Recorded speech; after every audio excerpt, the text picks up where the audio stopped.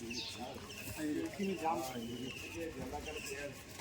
घूमने का है ना, यहाँ नहीं उधर जाना पड़ता है। ಕಾಶಿ ಕ್ಷೇತ್ರದ ಪಂಚಕ್ರೋಶಿ ಅಂತರ್ಗತವಾದ ಕಪಿಲಾಧಾರ ಕ್ಷೇತ್ರದಲ್ಲಿದ್ದೇವೆ. ಕಾಶಿಯಲ್ಲಿಯ ಪಂಚಕ್ರೋಶಿ ಯಾತ್ರೆಯು ಅತ್ಯಂತ ಮಹತ್ವಪೂರ್ಣವಾಗಿದೆ. ಕೆಳದಿಯ ಶಿವಪ್ಪನಾಯಕ ಮಹಾರಾಜರು ಪಂಚಕ್ರೋಶಿ ಯಾತ್ರೆಯಲ್ಲಿ ಯಾತ್ರೆ ಮಾಡತಕ್ಕಂಥ ಜನರಿಗೆ ನಿವಾಸ ಸ್ನಾನದ ವ್ಯವಸ್ಥೆಗಾಗಿ ಇಲ್ಲೊಂದು ಸರೋವರವನ್ನು ನಿರ್ಮಾಣ ಮಾಡಿದ್ದಾರೆ. ಈ ಸರೋವರದಲ್ಲಿ ಸ್ನಾನ ಮಾಡಿ ಇಲ್ಲಿ ವಸತಿಯನ್ನು ಮಾಡಿಕೊಂಡು ಯಾತ್ರೆಗಳು ಪಂಚಕ್ರೋಶಿ ಯಾತ್ರೆಯನ್ನು ಮಾಡ್ತಾ ಇದ್ದರು. ಈ ಸರೋವರವನ್ನು ನಿರ್ಮಾಣ ಮಾಡಿದ ಸಾಂಕೇತಿಕವಾಗಿ ಕೆಳದಿ ಶಿವಪ್ಪನಾಯಕರು ಇಲ್ಲೊಂದು ಶಾಸನವನ್ನು ಬರೆಸಿದ್ದಾರೆ. ಈ ಶಾಸನದಲ್ಲಿ ಮೊದಲು ಉರ್ದು ಭಾಷೆಯಲ್ಲಿ, ಆಮೇಲೆ ಕನ್ನಡದಲ್ಲಿ, ಆಮೇಲೆ ಹಿಂದಿ ಭಾಷೆಯಲ್ಲಿ, ಹೀಗೆ 3 ಭಾಷೆಯಲ್ಲಿ ಬರೆದಿರ್ತಕ್ಕಂಥ ಒಂದು ಪ್ರಾಚೀನವಾದ ಶಿಲಾಶಾಸನ ಇದೆ. ಇಲ್ಲಿಯ ಜನರ ಅನವಧಾನದಿಂದ ಈ ವಿಶಾಲವಾದ ಶಿಲೆಯನ್ನು ಜನರು ಸರೋವರದಲ್ಲಿ ದಾಟುಗಲ್ಲನ್ನಾಗಿ ಮಾಡಿಕೊಂಡಿದ್ದರು. ಈ ವಿಷಯವು ಸನ್ನಿಧಿ ಗಮನಕ್ಕೆ ಬಂದಾಗ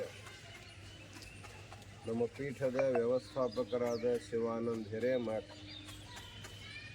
ಹಾಗೂ ನ್ಯಾಯವಾದಿಗಳಾದ ಉದಯಭಾನ್ ಸಿಂಗ್ ಅವರನ್ನು ಮತ್ತು ಮಠದ ಇಂಜಿನಿಯರಾದ ನಮ್ಮ ಅಶೋಕ್ ಪಾಂಡೆ ಅವರನ್ನು ಕಳಿಸಿಕೊಟ್ಟು ಇಲ್ಲಿ ಜನರ ಸಹಯೋಗದೊಂದಿಗೆ ಆ ದಾನಶಿಲೆಯನ್ನು ಅಲ್ಲಿಂದ ಎತ್ತಿ ತಂದು ಇಂದು ಈ ಸ್ಥಾನದಲ್ಲಿ ಸುರಕ್ಷಿತವಾಗಿ ಸ್ಥಾಪನೆ ಮಾಡಲಾಗಿದೆ. ಕೆಳದಿ ಅರಸರ ಈ ಶಾಸನವು ಶಾಶ್ವತವಾಗಿ ಸುರಕ್ಷಿತವಾಗಿದೆ. ಆದ್ದರಿಂದ ಕೆಳದಿ ರಾಜರ ವಂಶಸ್ಥರಾಗಲಿ ಕರ್ನಾಟಕದ ಜನತೆಯಾಗಲಿ ಯಾವುದೇ ಆತಂಕಕ್ಕೆ ಒಳಗಾಗುವ ಅವಶ್ಯಕತೆ ಇಲ್ಲ ಅನ್ನುವಂಥ ಮಾತನ್ನು ನಾವು ಹೇಳ ಬಯಸ್ತಾ ಇದ್ದೇವೆ. ನಾವು ಕಾಶಿ ಜಗದ್ಗುರುಳವರು ನಾಳೆ 1ನೇ ತಾರೀಕು ನಡೀತಕ್ಕಂತಹ ಮತದಾನದ ನಿಮಿತ್ತವಾಗಿ ಕಾಶಿಗೆ ದಯಮಾಡಿಸಿದ್ದೇವೆ. ಇವತ್ತು ಕಪಿಲಾಧಾರ ಕ್ಷೇತ್ರಕ್ಕೆ ಸಂದರ್ಶನವನ್ನು ಕೊಟ್ಟು ಈ ದಾನಶಿಲೆಯನ್ನು ಯೋಗ್ಯವಾದ ಸ್ಥಾನದಲ್ಲಿ ಪುನಃ ಪ್ರತಿಷ್ಠಾಪನೆ ಮಾಡಲಾಗಿದೆ.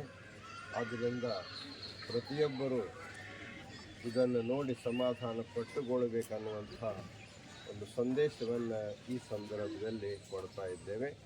ಎಲ್ಲರಿಗೂ ಮಂಗಲವಾಗಲಿ. ಈ ಸ್ಥಾನಿಕ ಜನರು ಸಹಕಾರ ಕೊಟ್ಟದ್ದಕ್ಕಾಗಿ ಅವರೆಲ್ಲರಿಗೂ ಶುಭಾಶೀರ್ವಾದವನ್ನು ಕೊಡ್ತಾ ಇದ್ದೇವೆ. ಈ ಸಮಾರಂಭದಲ್ಲಿ ನಮ್ಮ ಗುರುಕುಲದ ಬಿಸನಹಳ್ಳಿ ಪಾಠಶಾಲೆಯ ವಿದ್ಯಾರ್ಥಿಗಳು ಸಹ ಈ ಕಾರ್ಯಕ್ರಮಕ್ಕೆ ಪಾಲ್ಗೊಂಡಿದ್ದಾರೆ. ಎಲ್ಲರಿಗೂ ಅನಂತ ಮಂಗಲಾಶೀರ್ವಾದಗಳು.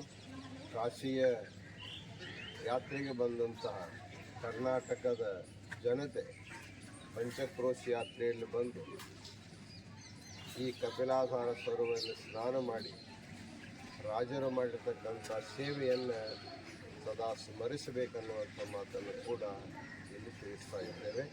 ಸರ್ವರಿಗೂ ಮಂಗಲವಾಗಲಿ. ಓಂ ಶಾಂತಿ ಶಾಂತಿ ಶಾಂತಿ.